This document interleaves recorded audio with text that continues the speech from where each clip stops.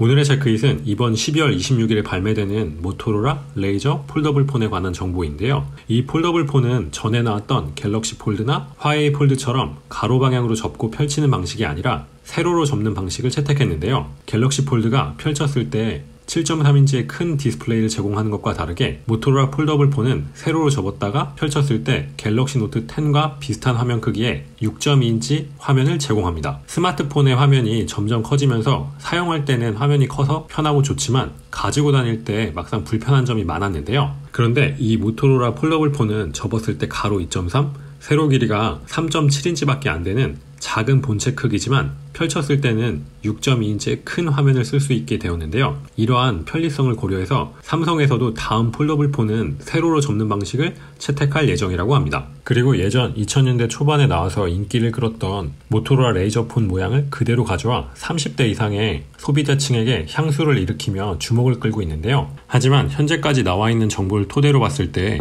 모토로라 레이저 폴더블 폰의 구매를 고려하시는 분들이라면 구매하는 걸 다시 한번 생각해 봐야 할 것 같은데요. 그 이유는 이 폰의 하드웨어와 소프트웨어 두 가지 부분에 있어서 구매를 멈칫하게 하는 점들이 있어서인데요. 하드웨어에 대해 말하면 얼마 전에 나온 삼성 갤럭시 폴드에서도 알 수 있듯이 아직 이 폴더블 기술 자체가 불완전하기 때문인데요. 이것은 이번에 발매하는 모토로라 레이저 폴더블 폰도 마찬가지입니다.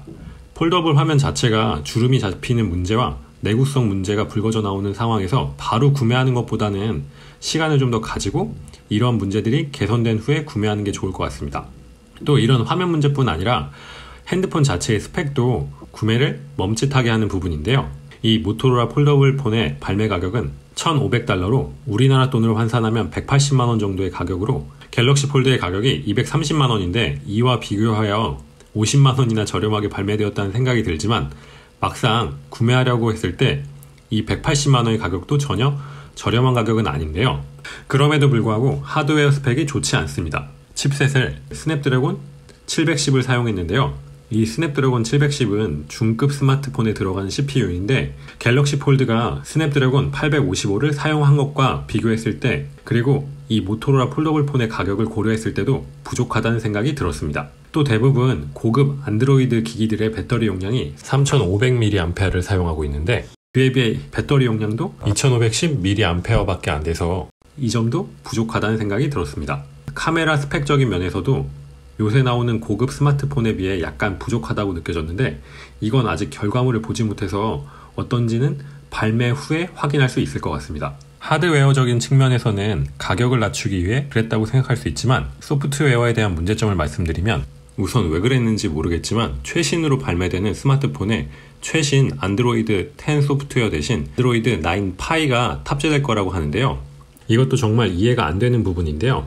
그 이유는 안드로이드 10의 운영체제가 폴더블 장치 지원을 제공해 폴더블 스마트폰에서 앱이 효과적으로 동작하고 다중 패널 공간을 모두 활용하기 위해 필요한 기반을 제공하는 최초의 안드로이드 버전인데 그 버전을 채택 안 하고 그 이전 버전을 채택했다니 정말 이상한 것 같습니다.